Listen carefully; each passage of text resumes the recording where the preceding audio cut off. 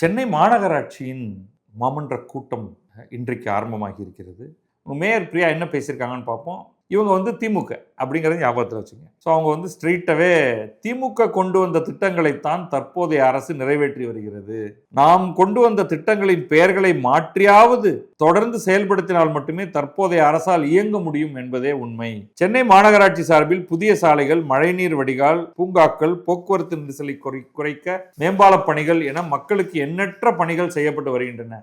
நீங்க வந்து மேம்பாலம்லாம் பண்ணிட்டு இருக்கீங்க, ஆட்சி மாறிச்சு டபார்னு நிறுத்தினா என்ன வருது? மேலே போகிற வண்டி பாதியில் டொக்குன்னு கீழே விழ முடியுமா? அதெல்லாம் முடிச்சு தான் ஆகணும்.